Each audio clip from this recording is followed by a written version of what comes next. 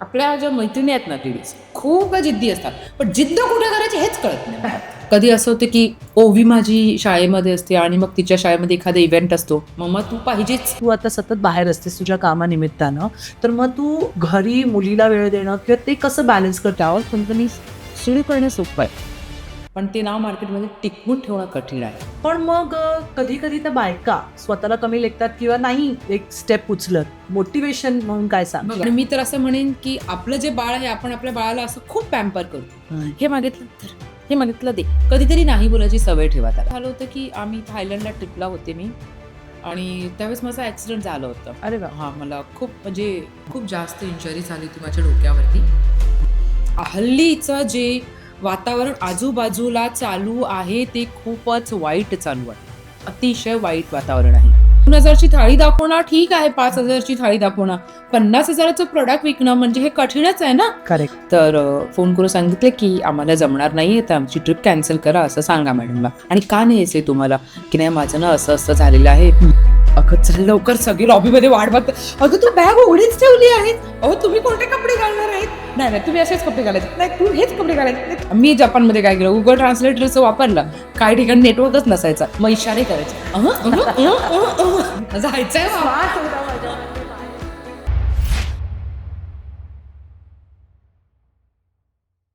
नमस्कार, मी वनश्री जोशी पांडे तुम्हा सर्वांचं इंटेलेक्च्युअल टॉक्समध्ये स्वागत करते. या शोपासून आपले टायटल स्पॉन्सर सुद्धा आपल्याला जोडले गेलेले आहेत. As you can see, Funkhana, makhana, the healthy snacking partner. आजचा हा एपिसोड अगेन खूप खास आहे. कारण तसंच आहे, कारण मला ट्रॅव्हल करायला खूप आवडतं आणि आय एम शुअर तुम्हाला सुद्धा ट्रॅव्हल करायला खूप आवडत असेल. मी खूप ठिकाणी फिरते, म्हणजे माझ्यासाठी ते एनर्जी देणारं एक बूस्टर आहे, की मला कंटाळा आला की मी काय नाही तर अगदी कर्जत पनवेलला तरी जाऊन येते. म्हणजे आता 2-3 राहिलेत, म्हणजे साऊथ अमेरिका राहिलं आहे, नॉर्वे राहिलं आहे, अशा 2-3 ठिकाणं अजून राहिलेली आहेत. तुम्हाला कुठे जायचं आहे? तुम्ही काय विचार करता या वेकेशनमध्ये? तुम्हाला कुठल्या डेस्टिनेशनला जायला आवडेल? नाही, विचार करा ना तुम्ही. सो सध्या इंस्टाग्रामवर एक नाव खूप गाजतंय, फ्लाय विथ एनी गेसेस?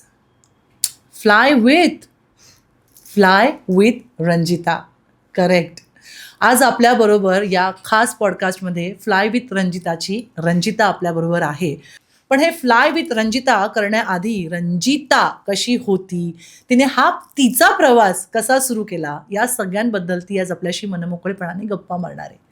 हाय, नमस्कार. नमस्कार, कसे आहात? मस्त. तू कशी आहेस? एकदम ठणठणीत. आणि थँक्यू सो मच की तू आज वेळात वेळ काढून इथे आलीस आणि तुझी पूर्ण जर्नी, तुझा प्रवास तू आज इथे या मंचावरती शेअर करणार आहेस. पण त्याआधी हील युअर सोलकडनं एक सुंदरसं मनी मॅग्नेट, हे बाथ सॉल्ट आहे, अंघोळीच्या पाण्यात टाकून तुला वापरायचं आहे, म्हणजे तुझ्याकडे भरपूर पैसे येऊ देत. हो, थँक्यू सो मच. म्हणजे बाबूराव, पैसाही पैसा. आणि आपले टायटल स्पॉन्सर म्हणजे या शोचे जे स्पॉन्सर्स आहेत, फनखाना मखाना आहे, त्यांचे 32 फ्लेवर्स आहेत मखाण्याचे, आणि हेल्दी स्नॅकिंग पार्टनर आहे. ओके, सो त्यांच्याकडनं हे मखाण्यांचं gift hamper. Thank you so much. Yes. So त्यांना माहिती होतं का क्रेझी फूड येणार आहे? येस, सो हेल्दी आहेत आणि खूप टेस्टी आहेत. आणि जसं आपल्या बायकांकडे 30 दिवसाला 30 साड्या कपडे असतात, तसे त्यांचे 30-32 फ्लेवर्स आहेत. म्हणजे रोज एक फ्लेवर खाऊन कंटाळा येणार नाही. सो त्यामुळे ते इन्स्टावरती पण आहे, तुम्ही ऑर्डर करू शकता. आणि हेल्दी स्नॅकिंग पार्टनर असल्यामुळे आपल्याला टेन्शनच नाही, वजन वाढतंय, कॅलरीज वाढत आहेत. सो त्यांच्याकडनं हा हॅम्पर आहे. So Ranjita, thank you. खूप छान वाटतंय, आपल्याला खूप गप्पा मारायच्या आहेत, कारण की असं म्हणतात ना, मला ट्रॅव्हलिंगचं वेड आहे.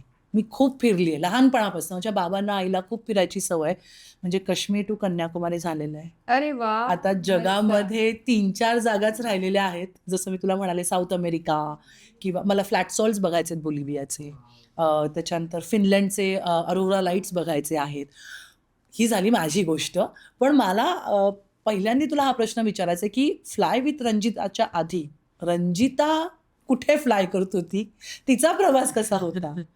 फ्लाय विथ रंजिताच्या आधी रंजिता क्रेझी फूडी होती. रंजिता फक्त खातच होती जास्तीत जास्त. ओके. सो सगळ्यात अगोदर तर मला सगळ्यांनी स्प्रिंग दिला. सगळ्यात अगोदर धन्यवाद, तुम्ही मला इथे बोलवलंत आणि छान बोलण्याची संधी दिलीत आणि तुमच्यासोबत छान छान गप्पा करण्याची संधी Yes. दिलीत यासाठी. सगळ्यात अगोदर मी त्यांना सगळ्यांनाही धन्यवाद बोलेन जे महाराष्ट्रातून मला एवढं भरपूर प्रेम आलेलं आहे. खूप प्रेम आलेलं आहे. लॉकडाऊनमध्ये हा प्रवास आमचा, लॉकडाऊनच्या जस्ट आधी हा प्रवास सुरू झाला जो हिंदीमध्ये माझा चॅनल होता, crazy foodie Ranjita. Crazy foodie. तर क्रेझी फूडीच्या निमित्ताने मी कंटिन्यू फिरत असायचे महाराष्ट्रामध्ये, हळूहळू आमच्या गावात, मग राज्यात, मग राज्यामधून परराज्यात आणि त्याच्यानंतर मग जगात. आणि पहिली आमची जी फेरी होती दुबईला, आमची पहिली फेरी होती. दुबईला मी फिरले खूप छान आणि तिकडे शूट वगैरे केला. त्याच्यानंतर खूप छान प्रेम मिळालं तिकडूनही मला, सगळ्यांनी बरोबर प्रेम दिलं. आणि मग एक असा क्षण आला की म्हटलं की आता आपण ट्रॅव्हल कंपनी सुरू करूया. आणि हे सुरू करण्याचं कारण म्हणजे काय असतं की तुम्ही एखादं काम करताय किंवा तुमच्यामध्ये काय कॅपॅबिलिटी आहे ती शोधणं आणि ती सांगणं, हा असतो खरा मनाचा मोठेपणा. करेक्ट. नाहीतर मला माहित आहे की एखादी व्यक्ती माझ्यासमोर एखादी गोष्टीचं काम करते, एखादी गोष्ट करते आणि मला माहिती आहे हिची कॅपॅबिलिटी किती आहे, पण मी नाही सांगणार. ही माझ्याहून पुढे गेली तर, हिने जर अजून काहीतरी केलं तर, म्हणजे असं हल्ली मी जेलसी किंवा इन्सिक्युरिटी खूप असते लोकांना. पण ज्या व्यक्तीने माझ्यामध्ये हे पाहिलं, त्यांनी मला ते नुसतं सांगितलं नाही तर माझ्याकडनं करूनही घेतलं. आय डोंट नो, तू परत दुबईला यायचं नाही, तुला दुबईला यायचं असेल तर तुला तुझी ट्रॅव्हल कंपनी घेऊनच यायची आहे, तुला ग्रुप घेऊनच यायचा आहे.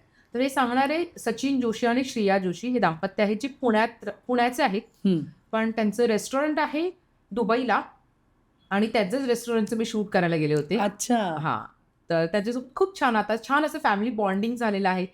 तर तेव्हा त्यांनी मला हा विश्वास दाखवला आणि त्यांनी सांगितलं की तुला काही हेल्प लागली तर नक्कीच सांग मला, पण तू हे कर, सुरू कर. म्हटलं की चलो ट्राय करते. थोडीशी रिस्क होती कारण की आपण मराठी माणसं म्हटले की रिस्कवाला काम नाही करणे का, थोडीशी भीती वाटते रिस्कसाठी. आणि कसं तेवढा मोठा बॅकअपही नव्हता माझ्या मागे की बाबा तेवढी मोठा आपण रिस्क उचलू.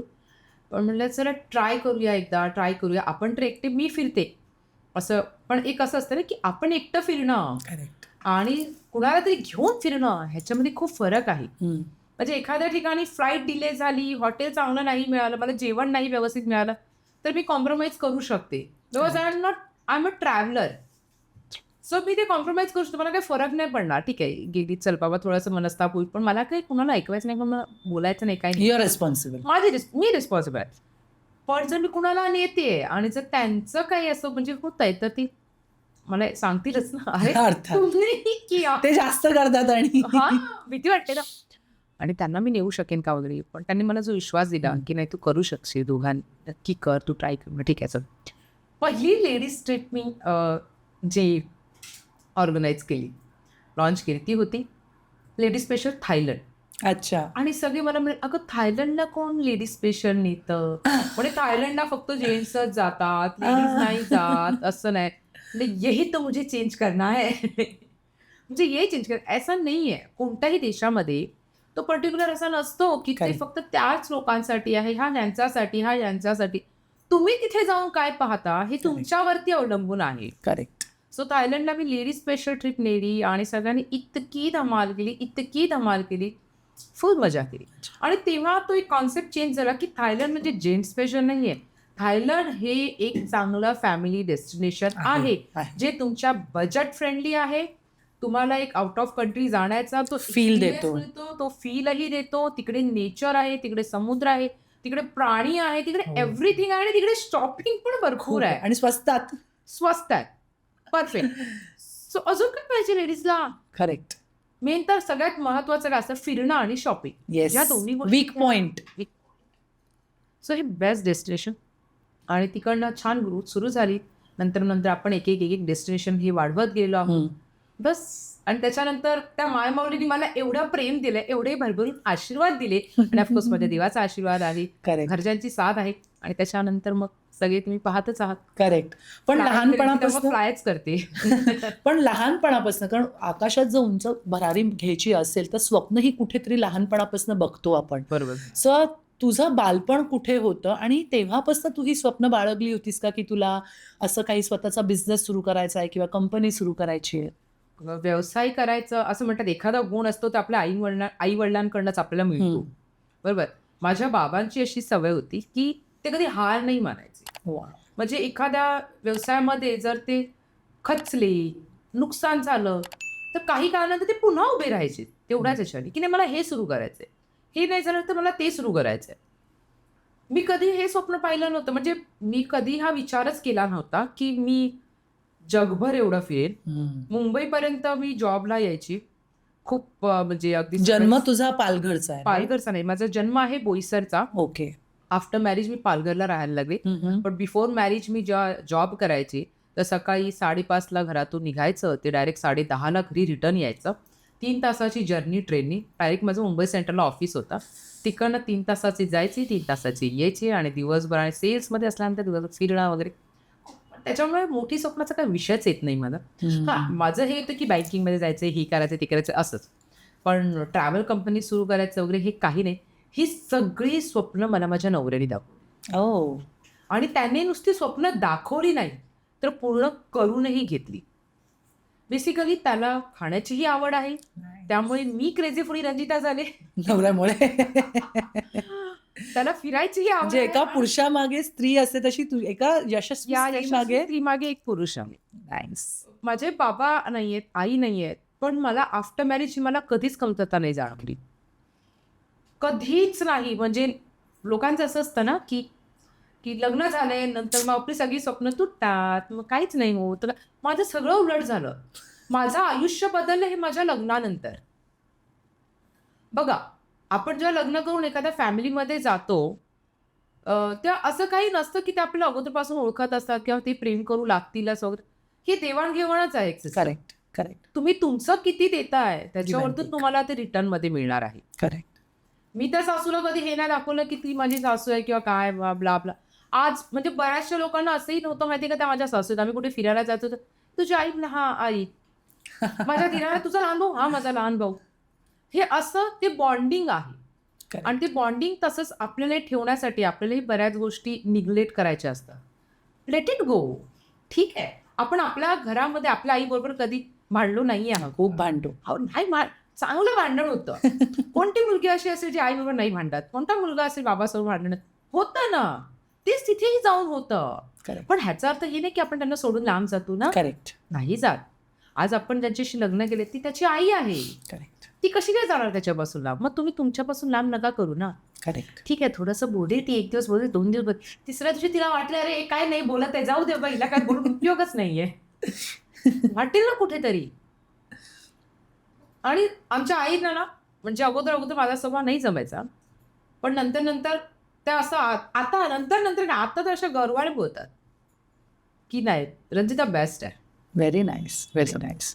सो त्यांना हवी पण असते हो ना प्रत्येक गोष्टीमध्ये. हे सगळ्या सासूंनी ऐकायचं आणि सुनांनी पण. आणि ह्या पॉडकास्ट नंतर सासू सून हे नातं कट करून आई आणि मुलगी हे नातं जर एस्टॅब्लिश केलं, आय थिंक त्याच्यासाठी संभाषण, कम्युनिकेशन हे खूप महत्वाचं असतं.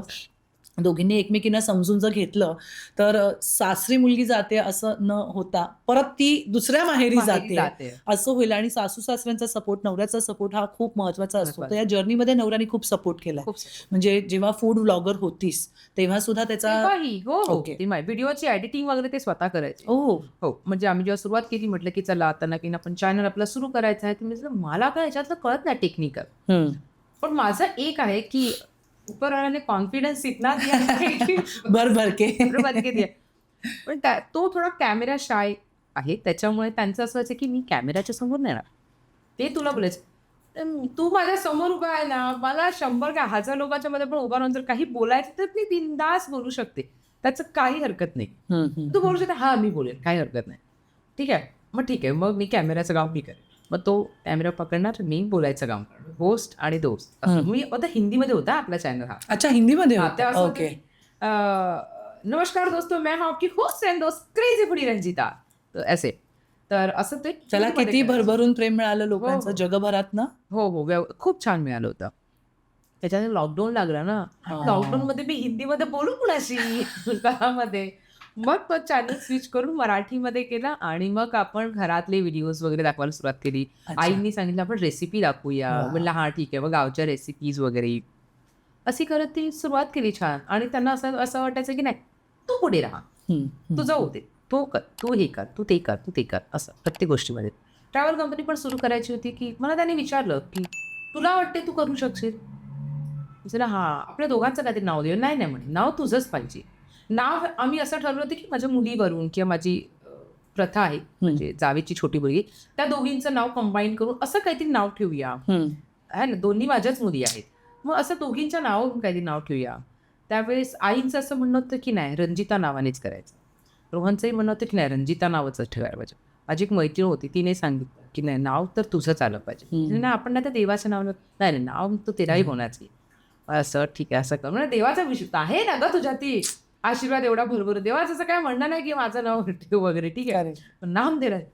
मग मैत्रिणीने हे नाव माझ्या सुचवलं. दुर्गा माझी मैत्रीण आहे पुण्याची, तर तिने मला हे नाव सुचवलं की फ्लाय विथ रंजिता करूया आपण. इन्स्टेड ऑफ असं कसं नाव असेल फ्लाय विथ रंजिता. म्हणजे नाव मी घेतलं, पण अनाऊन्स पण केलं, ट्रिप पण सुरू झाल्या, 2-3 ट्रिप पण सुरू झाल्या, तरी नाव काय मला असं भिडत नव्हतं हां, मनाला असं. पण fly with Ranjita, fly with Ranjita, ठीक आहे. तुम्ही सगळं म्हणाले तर ओके. दुबईला जेव्हा मी उतरले होते, माझी ट्रिप होती, त्याच्या अगोदर बऱ्याच दुबईला ट्रिप झाल्या होत्या. पण ना इमिरेट जे एअरपोर्ट आहे, दुबईचं जे एअरपोर्ट आहे, तर तिकडे जेव्हा आपण इमिरेटची फ्लाईट पकडायची असते, तर त्याचं वेगळं टर्मिनल. येस, त्या टर्मिनलला मला एंट्री करता रोहननी माझ्यासाठी ती फ्लाईट बुक केली. त्याच्यात आपण या टर्मिनलने जाऊया. हां म्हणलं ठीक आहे. आणि तेव्हा मी तिकडे असं नाव वाचलं, fly with emirate. Oh my God, ये परफेक्ट आहे, ये सही आहे. करेक्ट. हां, मग नंतर मला असं फील झालं, हां फ्लाइंग बेटर असं ना, fly with emirate flying better असं आहे ते. फ्लाय विथ रंजिता बरोबर आहे. सब हो रहा है, सही हो रहा है, उसी के आशीर्वाद से हो रहा है रंजिता, टेन्शन मधले. मग काय, आणि मग मला ना त्याच्यानंतर अजून जोर आला, कॉन्फिडन्स आला, अजून त्या नावामध्ये जोर आला. मग असं वाटलं की नाही, हे परफेक्ट आहे, हे परफेक्ट आहे, हे असंच असायलाच पाहिजे. आणि हे तिला सुचवलं, म्हणजे ते पण देवाने काहीतरी करून तिला सुचवलं ते, आणि ते बरोबर घडून आलं. सो घरच्यांचा पाठिंबा खूप महत्वाचा आहे. महत्वाचं आहे ना, तर बरोबर. So family support is very important. Very good. Ranjita, मला असं विचारायचं आहे की जेव्हा तू ट्रॅव्हल कंपनी सुरू केलीस, तेव्हा असं नाही ना की पहिल्याच दिवशी सक्सेस मिळाला. काय काय चॅलेंजेस आले, आणि जेव्हा एक मुलगी ट्रॅव्हल कंपनी सुरू करते, कारण ट्रॅव्हल बिझनेस हा खूप मोठा आहे, खूप मोठी मोठी कंपनीज आहेत, मोठ्या मोठ्या कंपनीज आहेत, त्याच्यामध्ये मी एक ट्रॅव्हलिंग कंपनी ओपन करा, तेही सिंगल हँडेडली, काय काय चॅलेंजेस फेस केलेस तू? चॅलेंजेस खरं तर खूप आले. समटाईम्स असं पण झालं की आपण फ्लाईट बुक केले आहेत आणि मग तेवढं बुकिंग नाही आल्या, तर मग ते नुकसान कोणाचं? आपलं. आपण तर सगळे पैसे ऑलरेडी पेड करतो ना सगळ्या गोष्टींचं. तर हे सगळ्या गोष्टी आल्या, पण उपरवाले, कारण म्हणजे मी आज म्हणजे मी नेहमीच सगळ्यांना सांगत असते एकच गोष्ट, की वरच्याचं ना माझ्यावरती भरभरून आशीर्वाद आहे.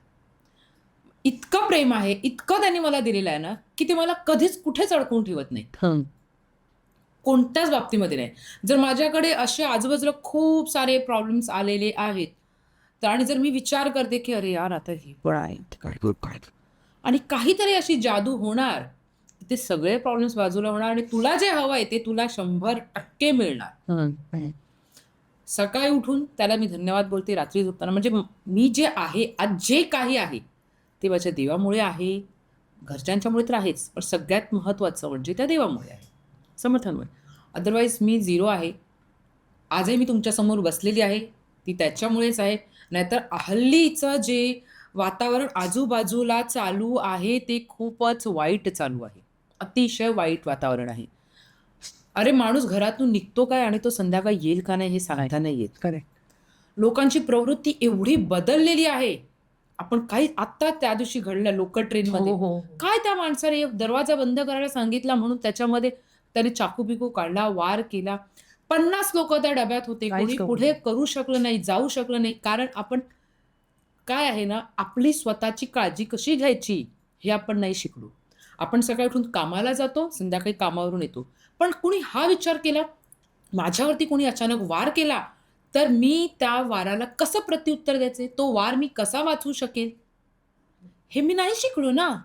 त्यामुळे मी घाबरलेलो आहे, कारण की मला माहिती आहे मला जर ह्याने वार केला, म्हणजे त्या 50 पैकी एकानेही हे नाही शिक्षण घेतलं, त्यामुळे कोणी पुढाकार नाही घेऊ शकलं.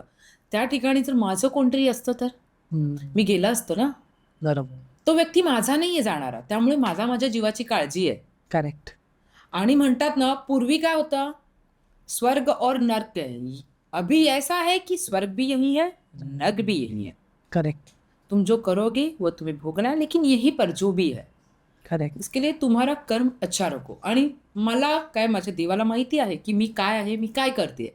मला 100% खात्री आहे की तुम्हाला कधीही कुठेही कोणत्याही परिस्थितीत अडकू देणार नाही. आणि जर मी कुठे अडकलेली आहे ह्याचा अर्थ पुढे काहीतरी चांगलं आहे. त्याच्यामुळे मला त्याने इथे अडकवलेलं आहे. करेक्ट. हल्ली राक्षस बाहेर नाही आहे, लोकांच्या आतच आहे. आणि अतिशय वाईट आहे तो. जे एक एक आता काय ते दरीमध्ये ढकललं तिने, हो. काय एवढी हिंमत. अरे आपण चुकून एखाद्याला बोलून धक्का लागला. गेलो, शब्द आपल्या चुकून एखादा तोंडातून शब्द निघाला आणि नंतर ते आपल्या लक्षात आलं किंवा एखाद्याकडनं कळलं की अरे तू ना चुकून ना असं बोलली, तरी ते आपल्या मनाला खात राहतो. अरे अरे मी असं बोलली, अरे मी कसं सॉरी त्याला बोलते, पण ते शेवटी त्याच्या मनाला तर लागलंच ना. हे आपल्या मनाला सारखं खात असतं. पण तुम्ही हे एवढं मोठं कृत्य करताना तुम्हाला काहीच कसं नाही वाटलं?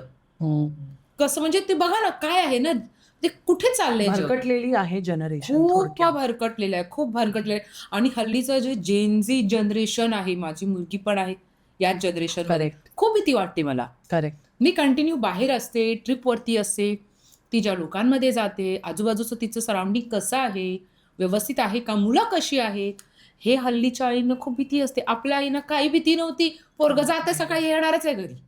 किती पण शाळेमध्ये मार खाल्ला तरी ते पोरगं घरीच येणार आहे. बरोबर. आईने पण धरून कुदवलं तरी ते कुठेही जाणार नाहीये. मी तर बरोबर. खूप मार खाल्लाय. हो का? मी सुद्धा.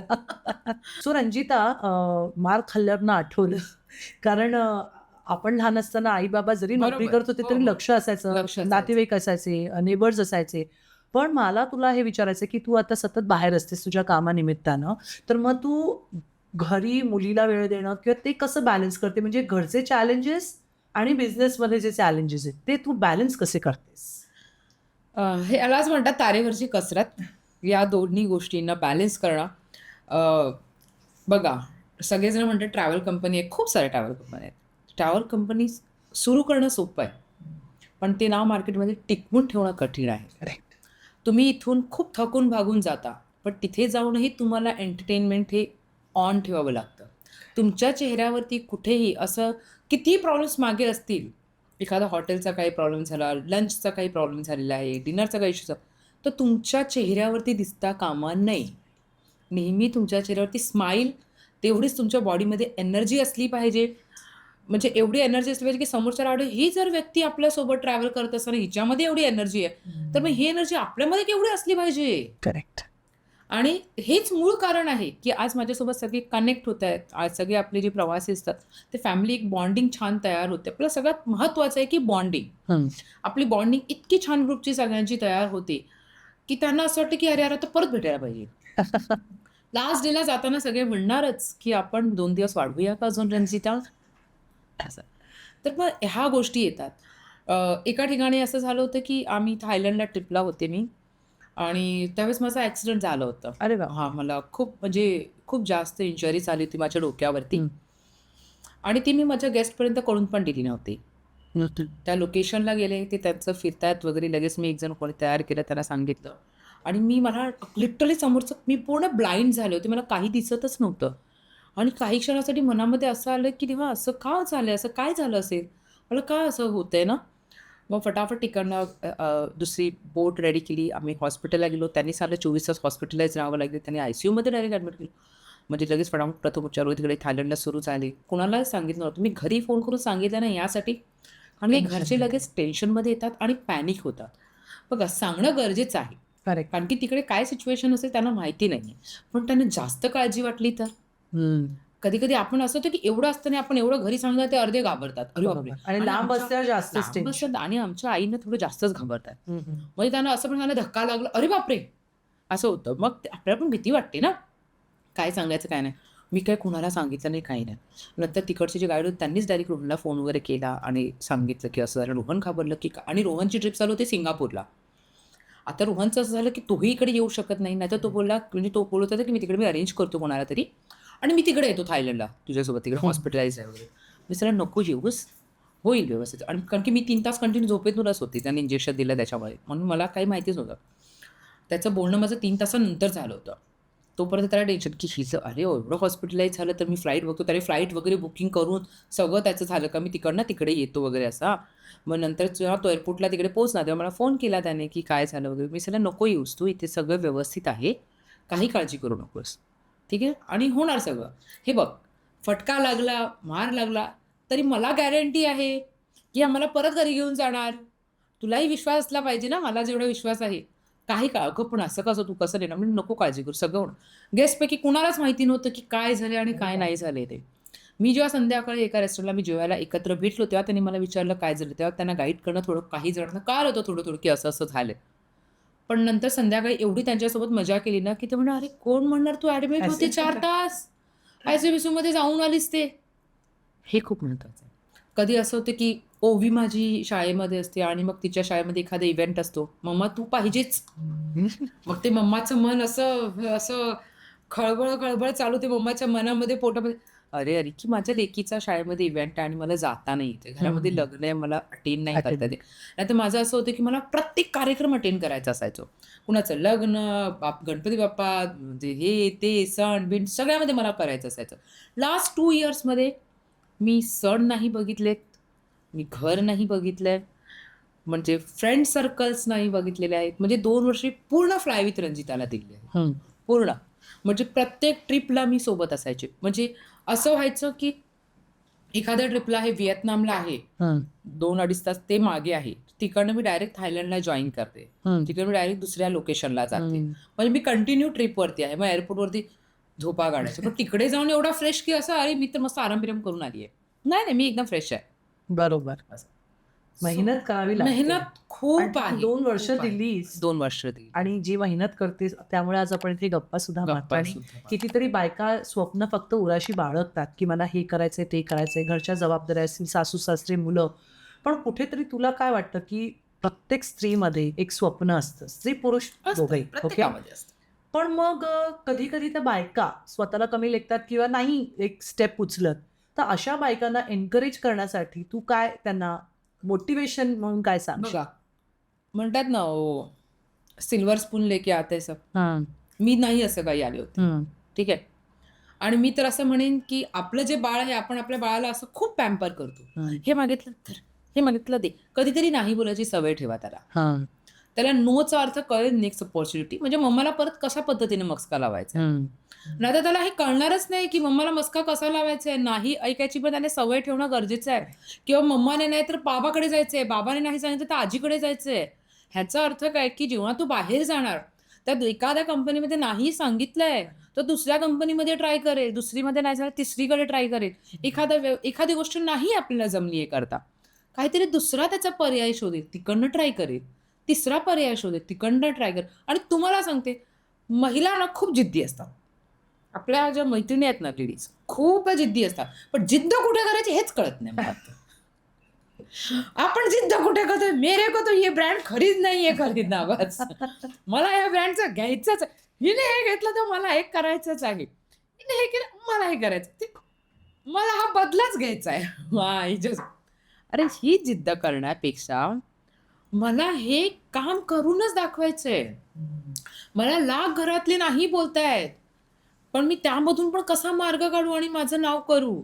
कसं असतं, सुरुवातीला तुम्हाला जरा ठोकर मिळतील, ठीक आहे, नाही येणार 2 पैसे.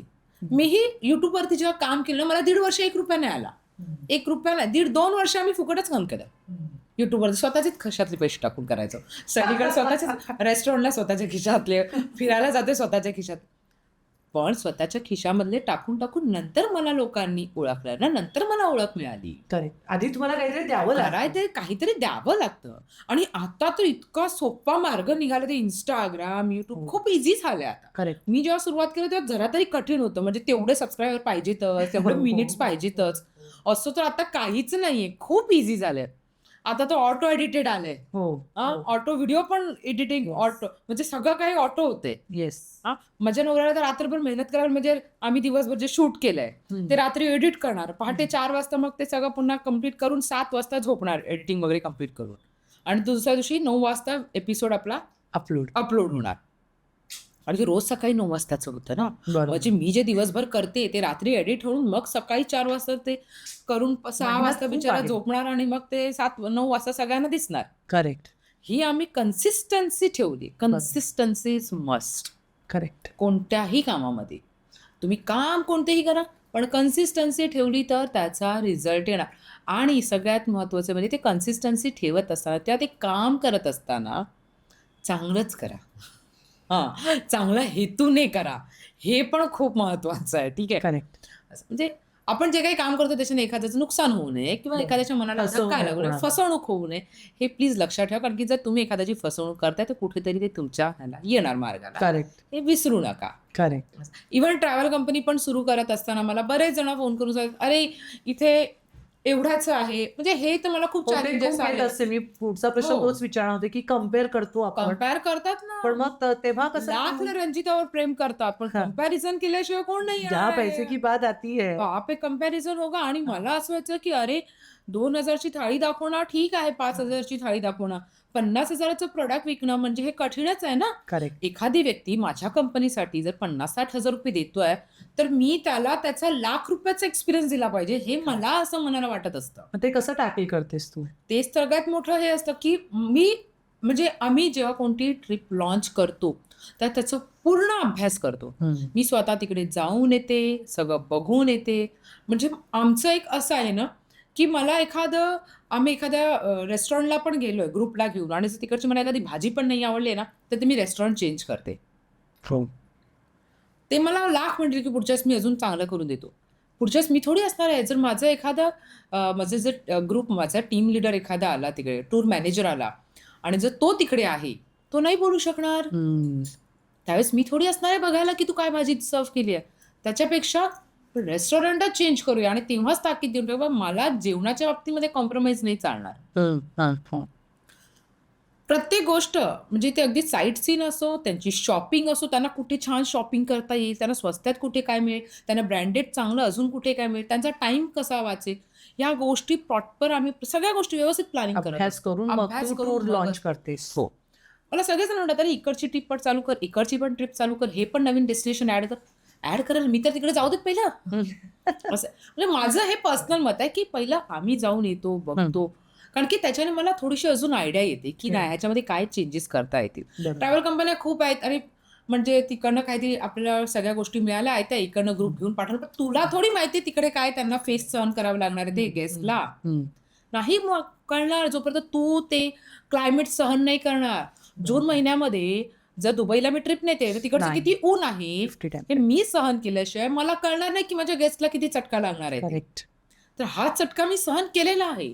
मी जून महिन्यामध्ये ट्रिप नेलेल्या आहेत, मे मध्ये, जून मध्ये, जुलैमध्ये ट्रिप नेलेल्या आहेत, पण त्यांनाच चटका लागू नये म्हणून मी काय प्लॅन करावं. बरोबर, त्यांना कोणत्या वेळेत न्यायला पाहिजे, मला बस कुठपर्यंत न्यायला पाहिजे की त्याच्यामुळे त्यांना त्रास कमी होईल आणि त्यांचा तो त्रास कमी होण्यासाठी त्यांना कंटिन्यू पाणी देणं हे माझं काम आहे. 2 बाटल्या लोक पाणी देतात बसमध्ये, कुठे तर एकच अर्धा लिटरचे पाणी देतात कोणत्या बसमध्ये. नाही, तुम्हाला दिवसाचे अर्धा लिटरचे पाणी मिळणार आहे, एवढंच तुम्हाला पाणी प्यायचं. तर तहान लागू शकते ना. पाण्यासाठी आपण कधीच नाही बोलत. दुबईमध्ये स्पेशली जेव्हा जातो तेव्हा आपण सारखं सांगत असतो पाणी प्या, पाणी प्या. जेव्हा उन्हाळ्यात आपण ट्रिप काढतो तेव्हा कंटिन्यू सांगत असतो पाणी प्या, पाणी लागलं परत आपण घेऊ, काही हरकत नाही आहे. त्यांच्या खाण्यापिण्याकडे पर्सनली जाऊन मी स्वतः लक्ष, प्रत्येकाचं ताट चेक करणार, जेवलेत का सगळेजण. एखादा जर रिकामी असेल तर मी पर्सनली जाऊन विचारते का नाही जेवले आहेत, बरं नाही वाटत आहे, का नाही बरं वाटत आहे, त्याचं उत्तर द्या मला. अच्छा मग हे खा, तुम्ही काहीतरी खा, उपाशी नाही. कारण की जर तुम्ही उपाशी राहिलात, ऍसिडिटी झाली, एखाद्याचं बीपी असतं, कुणाला शुगर असतं किंवा काय असतं, जर कमी जास्त झालं तर तुम्ही जेव्हा घरी फोन कराल तुमच्या आणि सांगाल मला बरं नाही वाटत आहे, तर त्यांना नाही माहिती की तुम्हाला कोणत्या लेवलचं बरं नाही वाटत आहे. ते घरचे पॅनिक होणार, अरे माझे आई बाबा गेलेले आहेत, त्यांना बरं नाही वाटत आहे, अरे का नाही बरं वाटत आहे, आई बाबा तुम्ही हे घेतलं का, औषध घेतलं, घाबरणार ना ते. बरोबर. किंवा कोणी सिंगल लेडी झाले, ते नवऱ्याला फोन केला, का नाही बरं वाटत आहे, काय झालंय, मग गाईड काय करतायत, मग त्यांचं लक्ष नाही का. हे इथपर्यंत पोहोचायच्या आधीच मी त्यांच्यावरती एवढं लक्ष ठेवते की नाही हेच घडलंच नाही पाहिजे. मी का माझे मिस्टर पण, रोहन पण. असा काही अनुभव आहे, काही इमर्जन्सी आल्या होत्या आणि त्या कशा टॅकल केल्यास तू? अशाच पद्धतीने की त्यांच्या घरचे उलट त्या स्वतः म्हणाल्या, अरे मी घरी असते तरी माझी एवढी काळजी घेतली गेली असते की जेवढी तू घेतली आहेस काळजी. लास्ट टाइमचं असं एक ट्रिपमध्ये आमचा अनुभव आले होते. थायलंडची ट्रिप होती आणि एक ताई होत्या आणि त्यांनी ट्रिप बुक केली आणि एक दिवस अगोदरच त्यांचा ऍक्सिडेंट झाला. या. म्हणजे त्या कधी सरकल्या कुठे आणि त्यांचा हात फ्रॅक्चर झाला. त्यांनी फोन केला आम्हाला आदल्या दिवशी रात्री आणि दुसऱ्या दिवशीची आपली ट्रिप आणि सांगितलं की रंजिता ऐक ना, मी काय त्यांना जास्त ओळखत नाही, ते मला ओळखत नाही. त्यांनी ॲक्च्युली आपला गेस्ट ह्यांना फोन केला, आपले जे सगळं हँडल करतात ॲडमिनमध्ये त्यांना फोन केला. तर फोन करून सांगितलं की आम्हाला जमणार नाही आहे, तर आमची ट्रिप कॅन्सल करा असं सांगा मॅडमला. तर त्याने सांगितलं मॅडम मग पेमेंटचं तुमचं वगैरे ह्या सगळ्याच गोष्टी येतात ना आणि का नाही यायचं तुम्हाला की नाही माझं ना असं असं झालेलं आहे. तर मग ह्यांनी मला सांगितलं की मॅडम एका गेस्टचं असं असं झालेलं आहे ताई, तर त्यांना यायला जमणार नाही आहे. मी सांगितलं अच्छा मी बोलून बघते का नाही जमलं, म्हणजे काय झालं एक काळजीनिशी आपण एक फोन करून विचारावं की काय झालं. मी त्यांना एवढे पैसे भरले नाही येत आहेत, काय लागले बाबा कसं झाले. फोन केला मी त्यांना विचारलं काय झालं ताई. ताई असं असं आज दुपारी झालं, माझा हातनं जरा फ्रॅक्चर झाला आहे, डॉक्टरांनी सांगितलेलं आहे की असं असं तसं. म्हटलं ओके ठीक आहे, जास्त लागले का, हात अजिबात हलत नाही. म्हणजे ताई फ्रॅक्चरच लावले ना हाताला, काहीच करू शकत नाही आहे. ओके ठीक आहे, मग ताई तुमचं आता वेळेवरती तर कॅन्सल केलं तर मी कायच त्यांना रिफंड करणार. तर मी त्यांना सांगितलं जे काही होईल माझ्याने नक्कीच करेन. मी त्यांना सांगितलं एकदा तुम्ही उद्या डॉक्टरकडे जा आणि त्यांना ही गोष्ट सांगा की माझी ट्रिप आहे तर मी जाऊ शकते का. ताई असं कसं विचारणार त्यांना, ते काय मला पाठवणार आहेत का, असं घरचे तरी पाठवते का. तर विचारा तर खरं, असंही नुकसान झालंय तुमचं, विचारा तुम्ही जाऊन मग बघू आपण पुढचं. ते म्हणले ठीक आहे. त्यांनी विचारलं डॉक्टरना, डॉक्टर म्हणे तुम्ही जाऊ शकता, फक्त हाताला कुठे त्रास होणार नाही ह्याची काळजी, कारण की पाय हात सगळं बरं आहे की डोकं चेहरा बिरा सगळं ठीक आहे, फक्त हातच फ्रॅक्चर झाला तो असं बांधलेला आहे. त्यांची मैत्रीण होती सोबत. ठीक आहे घरच्यांना फोन द्या विचारा, घरचे काय नाही बोलत होते. पण मी त्यांना फोन दिला ऐका ना असे ते घरी बसूनच राहणार ना 15 दिवस ते काही करणार आहेत का तिकडे घरामध्ये काम नाही करणार. मग असं समजा तिकडे जाऊन घरी बसले नाही तर ते नुसतं एअरपोर्ट तरी बघून येतील. त्यांना जास्त त्रास वाढला तर मी हॉटेलमध्ये बसवून ठेवेन, कुठेच नेणार नाही, बस त्यांना येऊ द्या. म्हणजे बघा तुमची ठीक आहे पाठवा. पाठवलं आली आणि मी बघितलं त्यांना एअरपोर्ट होतं, मला पण टेन्शन आलं, थोडंसं वय होतं ना त्यांचं. पण ते बोलते बघा तुमच्या भरोश्यावर आले ना, चला बघू आपण पुढे. पण त्यांनी सगळे लोकेशन पण एन्जॉय केला, संपूर्ण ट्रिप पण एन्जॉय केली, नाच पण केला, सगळं केलं. आणि जाताना त्यांच्या डोळ्यात अश्रू आले की जेवढी काळजी तू माझी मुलगी म्हणून घेतलीस यात 6 दिवसांमध्ये तेवढं मी घरी पण एन्जॉय केलं नसतं. उगाच दुखणं घेत बसली असे, अगं बाई दुखतंय, अगं दुखतंय, अगं दुखतंय. हा खूप मोठा एक्सपिरियन्स होता माझ्या. अगदीच अगदीच अगदीच. पण मला रंजिता तुला एक खूप इंटरेस्टिंग प्रश्न विचारायचा आहे. ग्रुप ट्रॅव्हल, कस्टमाइज ट्रॅव्हल आणि सोलो ट्रॅव्हल या तिघांमध्ये काय डिफरन्स आहे आणि तुला जास्त काय आवडतं आणि तू काय आपल्या प्रेक्षकांसाठी ज्या महिला वर्ग बघतो त्यांना काय रेकमेंड करशील. ग्रुप ट्रॅव्हल, सोलो ट्रॅव्हल आणि कस्टमाइज हे 3 वेगवेगळे प्रकार आहेत. फिरणारे ना 2 प्रकारचे असतात, एक असतो ट्रॅव्हलर, एक असतो टुरिस्ट. ट्रॅव्हलर म्हणजे काय तर माझ्याकडे माझी बॅग आहे, माझं खायचं ठिकाणा नाही, राहण्याचं ठिकाणा काय नाही, मी आपलं रॅन्डमली एक हॉटेल बघतो जे मला नियर बाय लोकेशनवरती असेल, मी आपलं माझं बुक करणार निघून जाणार. जसं मी जपानचं गेलं होतं, मी रॅन्डमली गेले ते एकटीच फिरत होते. त्याचं असं नसतं की मला दुपारी जेवणाला हे हवंच आहे, त्याला जिथे काय मिळेल आपलं पोटाला आधार मिळाला थोडासा आपलं खाल्लं चटरपटर निघालं. रात्रीचं त्याचं असं नसतं की मला हे जेवण हवं आहे, काहीतरी मिळालं भूक लागली हे मिळालं, उपाशी पण तो झोपायला तयार असतो. जो ट्रॅव्हलर असतो तो ऊनही सहन करायला तयार असतो, तो सगळं करणार, पण त्याच्यामध्येही त्याला एक वेगळा अनुभव मिळत असतो. त्याला चॅलेंजेस खूप येतात, ट्रॅव्हलरला खूप सारे चॅलेंजेस येतात. हवामानाचे येतात चॅलेंजेस, खाण्यासाठी येतात, राहण्याचे येतात. एखादं हॉटेल तो बुक करतो तिकडे गेल्यानंतर येतो कुछ और ही निघला. खूप म्हणजे छान पण एक्सपिरियन्स येतो, वाईटही एक्सपिरियन्स येतो, पण त्या सगळ्या एक्सपिरियन्ससाठी तो तयार असतो की मीच माती खाल्ली आहे ना आता करा. असं खूप चालतो तो इतका चालतो, तो चालतच असतो आणि त्यामुळे त्याला रात्री झोपल्यावर इतकी छान झोप लागते का तो डायरेक्ट सकाळी अलार्मलाच उठतो. बरोबर. हा झाला ट्रॅव्हलर. आणि एक असतो टुरिस्ट. टुरिस्ट म्हणजे काय, मलाही जग फिरायचं आहे पण मला माझी तब्येतीची काळजी घेऊन मला माझं जेवण वगैरे ह्या सगळ्या मी कुठेही ॲडजस्टमेंटवाला हा प्रकार नाही करू शकत. ठीक आहे, मी पैसे द्यायला तयार आहे पण मी ॲडजस्टमेंट नाही करणार. सो म्हणून एक टुरिस्ट एक कंपनी शोधतं, ट्रॅव्हल कंपनी, जेणेकरून त्याची ती सुविधा असते, तो व्यवस्थित घेऊन जाऊ शकतो प्लॅननुसार. मग त्याचं जे काही डेस्टिनेशन असेल, काही लोकेशन, आता असं पण होतं की टुरिस्टला पण समटाईम्स हवामानाचे अंदाज नसतात किंवा Correct. आपल्यालाही नसतात. मग त्यावेळेस त्याला कशा पद्धतीने टॅकल करायचे त्या टुरिस्टला हे आपल्याला आलं पाहिजे. आता आम्ही एका ठिकाणी लोकेशनला गेलो होतो आणि म्हणजे आम्ही आयलंडवरती गेलो होतो. त्या आयलंडच्या आतमध्ये गेल्यानंतर असं झालं की हवामान पूर्ण बदललं, पूर्ण खराब झालं. बोट वगैरे बंद झाल्या आणि आम्हाला रिटर्न पण यायचं होतं इव्हिनिंगला. बोटच बंद झाल्या. लोकांच्या रडारड चालू आहेत आजूबाजूला. सांगतो अरे बापरे बोट बंद झाली, आता काय होणार, हे आयलंडच उतरून जाणार, कोसळून जाणार, हे होणार ते. मला म्हणजे अरे काय काय लोक बोलतात आहे, काय काय त्यांचे विचार चालू. म्हटलं ठीक आहे, आता ह्या पॅनिक सिच्युएशन मधून आपण बाहेर निघणं गरजेचं आहे. कारण की कसं असतं ना, एक ती स्टोरी आहे माहिती आहे ना, एक व्यक्ती असते जी जंगलातून जात असते आणि मग ते असा विचार करतो अरे मला आता मी रस्त्याने चालतोय पण जर मला एक छानसं झाड मिळालं तर खूप छान होईल. झाड मिळतं, झोपतो. मग अरे इथे याला छान फळं असतील तर बरं होईल, ते फळं पण खातो. बरं झोपायला मिळालं तर त्याच्याखाली झोपतो पण, आणि झोपल्यानंतर असं विचार अरे इथे भूतभीत तर नाही आहे, हे मन, आणि खरंच भूत येतं. हे असतात मनातले खेळ. म्हणलं हे असं जर निगेटिव्ह बोलत राहिल्या या सगळ्या लेडीज बसून खरंच बंद व्हायचं. आपण या सिच्युएशनला बदललं पाहिजे.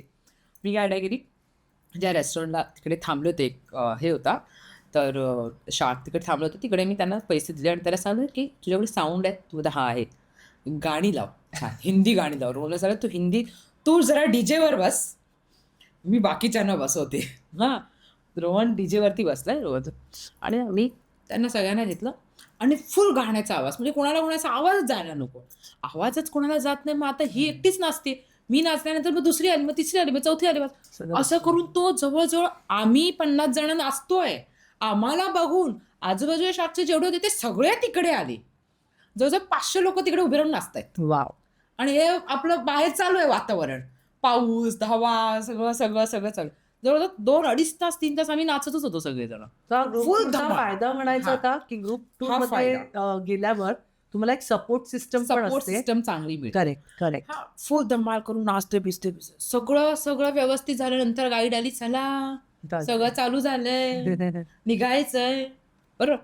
हे काय असतं की त्या सिच्युएशनला तुम्ही कोणत्या पद्धतीने हँडल करताय. तुम्ही त्या सिच्युएशनला पॅनिक पद्धतीने हँडल केलं तर तुम्हाला ती पॅनिकच दिसणार आहे. आता त्या सिच्युएशनला पण तुम्ही असं छान पोलाइटली घेतलं आणि लेट इट गो केलं तर ती सिच्युएशन पोलाइटलीच हँडल होणार आणि परफेक्टलीच हँडल होणार. ओके. मग कस्टमाइज टूर मध्ये काय, म्हणजे ग्रुप टूर मध्ये आता या अनुभवानं कळलं की जर एकत्र लोक असतील तर एकमेकांचा आधार असतो, कोणी आजारी पडलं तर तुम्हाला सपोर्ट होतात. मग तू कस्टमायझेशन पण करतेस का? मग त्याच्यामध्ये आणि ग्रुप टूर मध्ये काय असतं? कस्टमाइजचं कसं असतं की मला ग्रुपमध्ये नाही आवडत, आणि कस्टमाइजचं काय असतं की मला माझ्या डेट प्रमाणे जायचंय, माझ्या वेळेनुसार जायचंय, माझ्या डेटनुसार जायचंय, मला माझ्या फ्लाईटच्या हिशोबाने, माझ्या आवडीचं हॉटेल, आवडीचं फ्लाईट, मला रेस्ट करायची आहे, मला चिल मध्ये ट्रिप एन्जॉय करायची. बघा काय असतं की जे आपण ग्रुप टूर करतो की आपला टाइम बॉन्ड असतो प्रत्येक ठिकाणचा, की मला हे लोकेशन बघायचं, हे आपलं लोकेशन फिक्स आहे, या लोकेशन मधून आपल्याला एकत्र यायचं आणि एकत्र जायचंय. ती गोष्ट वेगळी आहे की त्याच्यामध्ये एक बॉन्डिंग होते, दॅट इज डिफरंट, पण ती एक वेगळ्या लेवलची बॉन्डिंग असते आणि खूप छान बॉन्डिंग होते ती. सो मला पण ते खूप आवडतं. म्हणजे मला पर्सनली ना, हा मला आवडते, म्हणजे मला पण खूप लोक आवडतात अशी सगळे, कारण किती छान मस्त मिक्स होतात. म्हणजे ज्यांची पहिल्या दिवशी कुणाची काही ओळख नसते ते 5व्या दिवशी सगळी नवऱ्याची जागा बदलली असते, बायकोची बदलली असते, मुलांचीही बदललेली असते, त्यांना नवीन फ्रेंड्स मिळतात, ह्यांना नवीन फ्रेंड्स मिळतात, ते छान एक मस्त बॉन्डिंग छान तयार होते. तर त्याच्यामुळे ग्रुप टूर कस्टमाइज थोडंसं प्रायव्हेट पर्सनल, की त्यांना असं थोडं सोशल जायला नाही आवडत आणि वेळच नाहीये आम्हाला, मग त्याचं बजेट थोडं जास्त जातं, त्याच्यामुळे त्यांचं थोडंसं बजेट जे असतं ते जास्त जातं. हा, पण ते आहे की ते त्यांच्या वेळेप्रमाणे होत असतं सगळं. कम्फर्ट ज्यांना पाहिजे ज्यांना कम्फर्ट हवंय त्यांनी कस्टमाइज टूर मध्ये जावं. ज्यांना सपोर्ट आणि एक सोबत आणि हल्ला कल्ला हवाय त्यांना ग्रुप टूर मध्ये. पण तू म्हणालीस की सोलो ट्रॅव्हल, तू एकटीच जातेस कुठलंही डेस्टिनेशन, मग सोलो ट्रॅव्हल ज्या बायका करू इच्छित आहेत त्यांच्यासाठी तू काय सांगशील? तुझा अनुभव कसा आणि सोलो ट्रॅव्हल करावं. एक वेगळा आत्मविश्वास मिळतो आपल्याला. कुठलंही लोकेशन, सेफेस्ट कंट्री बघा, अशी कंट्री निवडा जी सेफ असेल तुमच्यासाठी, आपल्या सेफ्टीच्या गोष्टी घेऊन जायच्या सोबत. हे लक्षात ठेवा. आणि आता पहिली- गुगल ट्रान्सलेटर आलं त्यामुळे गुगल ट्रान्सलेटर आलेलं आहे सगळं. मी जपानमध्ये काय केलं, गुगल ट्रान्सलेटरचं वापरलं. काही ठिकाणी नेटवर्कच नसायचा, मग इशारे करायचे, जायचंय बाबा. स्मार्ट होता माझ्या मते. बाहेर एकटं सोलो ट्रॅव्हल, फक्त सेफ्टी मस्ट आहे. पण बाहेर देशामध्ये तुम्हाला सांगू का की सेफच आहे त्या country. जपान तर खूपच सेफ आहे. तुम्ही 3 वाजेपर्यंत पण फिरलात रात्री तर तुम्हाला कोण काय विचारणार नाही. खूप सेफ आहे. पण बाहेरचे देश खरंच सेफ आहेत. आपलं भारतही सेफ आहे, पण तुम्ही कुठे जाताय त्याच्यावरती आहे. करेक्ट. तुम्ही आता जिथे वर्दळच नाही तिकडे उगाच जाणार, मला जायचंय असं नसतं ना. सगळेजण सेम डोक्याने नाही निघत घरातून बाहेर. कुणाच्या डोक्यामध्ये वेगळे विचार चालू असतात. त्या विचारांचा आपण विचार करावा लागतो आपल्याला, आपण जिथे राहतो. बरोबर की नाही? बरोबर. सो हा विचार करून मग बाहेर पडा. आणि कसं, जर तुम्हाला सोलो ट्रिप करायची तर सगळ्यात अगोदर एखाद्या ग्रुप टूर मध्ये तुम्ही सोलो जा. करेक्ट. त्याच्यामध्ये तुम्हाला तो एक एक्सपिरियन्स येतो. तुम्हाला थोडंसं कॉन्फिडन्स, हा बाबा मी एकटी घरातून बाहेर पडू शकते. माझ्यासोबत बरेच जण येतात सोलो लेडीज ज्या कधी घराच्याही बाहेर नाही पडल्या आणि त्या आपल्यासोबत ग्रुपमध्ये येतात, खूप एन्जॉय करतात. म्हणजे अरे आम्हाला वाटलंच नव्हतं की आम्ही एवढं एन्जॉय करू, आम्ही एवढे मिक्स होऊ, तुझ्यासोबत इतकी छान बॉन्डिंग होईल वगैरे. असं ते ऐकून छान वाटतं की अरे किती छान, मस्त. करेक्ट. एन्जॉय करतायत ना ते. बरोबर. मला आठवते माझी पहिली ट्रिप सोलो ग्रुप टूर होती. मी एकटीच गेले होते. मला मुलगी डिलिव्हरी झाल्यावरती 1 वर्षाने मला खूपच डिप्रेशन आणि ते सतत तेच सगळं करून. So my first trip was Thailand. International trip, Bangkok, पटाया, मलेशिया, सिंगापूर. आणि मला तुम्हाला सगळ्या फ्रेंड्सना सांगायचं, स्पेशली बायकांना, की आयुष्यात एक ट्रिप तरी, जसं तुम्हाला ग्रुपमध्ये तरी सोलो करा. कारण तुम्हाला तुम्ही नव्याने ओळखायला लागता, तुम्हाला तुमचे लिमिट्स कळतात, तुमचं काय म्हणतात त्याला, प्रेझेन्स ऑफ माइंड, की जर काही प्रॉब्लेम झाले तर त्याला कसं टॅकल करायचं. किंवा वेगवेगळी आता थायलंडची भाषा जी आहे, सावादिका, जे काय स्वादिका ती आहे, कापून का. एक्झॅक्टली. आणि तिथे I think female domination Thailand आहे. हो. तर तिथे एक वेगळ्या पद्धतीने तुम्ही कळता. त्यामुळे मी या माध्यमातून, आज रंजिता तू आहेस त्यामुळे मी इथे लोकांना, म्हणजे आपल्या बायकांना आणि फ्रेंड्सना, मैत्रिणींना सांगेन, ले लो या रिस्क और एक ट्रिप फ्लाय विथ रंजिता के साथ हो निकल पडो. आणि ग्रुप टूर मध्ये सोलो या ना, म्हणजे ठीक आहे फॅमिली बरोबर ट्रिप्स कराव्यात. मी फॅमिली बरोबर खूप ट्रिप्स केलेल्या आहेत, पण मी एकटी सुद्धा जाते. मला आवडतं, कारण सगळं आपण नव्याने ओळखतो. आणि एक सांगते, फॅमिली ट्रिप मध्ये गेला तर असं होतं, घरी पण ते बाहेर पण तेच. जेवलास का, खाल्लंस का, अरे तू हे का, तू का, अरे बॅग नवरा बायकोच सांगते, अगं चल लवकर, सगळी लॉबीमध्ये वाट बघतात, अगं तू बॅग उघडीच ठेवली आहे, अहो तुम्ही कोणते कपडे घालणार आहेत, नाही तुम्ही असेच कपडे घालायचे, नाही तू हेच कपडे घालायचे नाही. म्हणजे ह्या गोष्टी होतात. ठीक आहे. त्यात मुलाचं, आई मला आज नाही जेवायचंय, आई आज मला बाहेर जायचंय, म्हणजे आईने तिकडे पण ऐकायचं, आईने इकडे पण ऐकायचं. सोलो ट्रिप आपण एक पहिलं सोलो ट्रिप करा तुम्ही. फॅमिली सोबत तर ऑफकोर्स नवऱ्याला सोडून कुठे जाणार आहात तुम्ही, ठीक आहे, त्यांना घेऊन फिरायचंय, पण एक सोलो ट्रिप पण करा. पण ते सोलो ट्रिप ग्रुपच्या सोबत करा, म्हणजे तुमचं एक सेफ पण तुम्ही फील कराल. तुम्हाला काही टेन्शन आहे म्हणजे तुम्ही, जसं की सांगितलं, तुमचे लिमिटेशन तुम्ही ओळखाल, हे खूप महत्वाचं आहे. आणि तुम्ही, म्हणजे मी जेव्हा फर्स्ट टाइम गेले तेव्हा एक तर थायलंडला मी मसाजेस खूप घेतले. मी पण, because luxury, I love luxury. आणि एक फ्रीडम, एक सेन्स ऑफ फ्रीडम. कारण की आपण रोज सकाळी उठल्यापासून रात्री झोपेपर्यंत नाश्ता काय करायचा आहे, जेवण काय करायचं आहे, दुपारचा नाश्ता काय, रात्रीचं जेवण काय, मग फ्रीजमध्ये भाजी. याला एक कुठेतरी मला असं वाटतं वर्षातनं, तुला माहिती आहे का, मी आणि माझी आई, आता जरा वय झालंय म्हणून येत नाही. माझी पुढची trip by the way Nagaland आहे, बिग फेस्टिवल. पण आम्ही प्रत्येक ट्रिप, मी आईबरोबर एक केली आहे, नवऱ्या मुलीवर एक केली, आणि एक मी सोलो ट्रिप केली आहे. का? कारण की मला आईला सुद्धा त्या पूर्ण आपल्या चक्रातनं बाहेर आणायचं असतं. आणि मला असं वाटतं 365 दिवस जर आपण घरासाठी देतोय, तर त्या 365 पैकी 8 दिवस स्वतःसाठी, दॅट इज सेल्फ लव्ह. आणि हे आहे ना, ट्रिप जी आहे ना ती बूस्टर आहे. करेक्ट. तुम्ही अशी काय एनर्जी घेऊन बाहेर पडता का, मग तुम्ही बाकीचे 365 म्हणाले तर 360 दिवस मग काम करण्यासाठी मोकळे होते. अगदीच 5 दिवस तरी द्या, 5 दिवस दिलेत, का बाकीचे आणि ते सेल्फ लव्ह आहे की स्वतः Self-love डिसिजन आहे. घेणं, स्वतः एक जी बाई घरातनं बाहेर पडलेलीच नाहीये ती एक डिसायसिव्ह होते की हो. एक दुनिया कळते की कळतं. अरे ही बाई. आपण शिकतो सुद्धा जेव्हा ट्रॅव्हल करतो, फक्त फोटो नाही काढत आपण शिकतो सुद्धा एकमेकींकडनं, एकमेकींचं राहणीमान, अरे ही वागणं, कशी राहते, बोलणं. ही कशी राहते, Correct, पण मी आता correct. स्वतःला बदललेलं आहे. ठीक आहे. करेक्ट. तर त्या गोष्टी पण खूप महत्वाच्या आहे की आपण कसं राहिलं पाहिजे, कसं Correct. वागलं पाहिजे, कसं बोललं पाहिजे. आपण आपल्याला नव्याने ओळखतो. करेक्ट. आणि जर अगदी. तुला स्वतःला नव्याने ओळखायची संधी द्यायची असेल तर travel is the best medicine. आणि fly with Ranjita is the best. Yes, Travel partner. Best travel partner. So Ranjita, of course मी पण आता मला आहे खूप की मला आपण काहीतरी करूया एकत्र, ते मी बोलेनच तुझ्याशी. पण हा. इंटरनॅशनल टूर्स तुझ्या कुठल्या कुठल्या आहेत? जर आपल्या मैत्रिणींना तुझ्यावर यायचं असेल तर मैत्रिणी काय, मैत्रिणी त्यांच्या नवऱ्यालाही आणू शकतात, फॅमिलीला आणू आणू शकता, आणू शकता. सो इंटरनॅशनल टूर्स कुठे कुठे घेऊन जातेस? आपल्या इंडियामध्ये, भारतामध्ये कुठे कुठे घेऊन जातेस? आणि स्पेशल टूर्स काय आहेत? आणि फ्लाय विथ रंजिताची USP काय? Fly with Ranjita Thailand, Singapore, Malaysia, Bali, Vietnam, Europe, Japan हे सगळे देश चालू आहेत. श्रीलंका हे सगळे आहेत आता. आणि इंडियामध्ये मी आत्ता या महिन्यापासून सुरुवात करते. म्हणजे रणोत्सव झालेली आहे, त्याच्यानंतर लडाख, काश्मीर. कसं आहे, जसं की मी तुम्हाला मगाशी सांगितलं की सगळं आपण आधी बघतो, त्याच्यानंतर Correct. ट्रिप लॉन्च करतो. सो असं करून हळूहळू कस्टमाइज आपण सगळीकडेच देतो. पण जे ग्रुप टूर्स आहेत ते एक एक एक 1 by 1 आता आपण सुरू करत चालू. स्पेशल ट्रिप कोणती म्हणालीस? स्पेशल ट्रिप जसे लेडीज स्पेशल जे असतात त्यापैकी गोवा आहे, त्याच्यानंतर केरळ आपण प्लॅन करतोय, थायलंड प्लॅन करतो, व्हिएतनाम प्लॅन करतोय. अशा लेडीज स्पेशल ह्या ट्रिप असतात. सो ह्याच्यामध्ये एक वेगळीच मजा असते.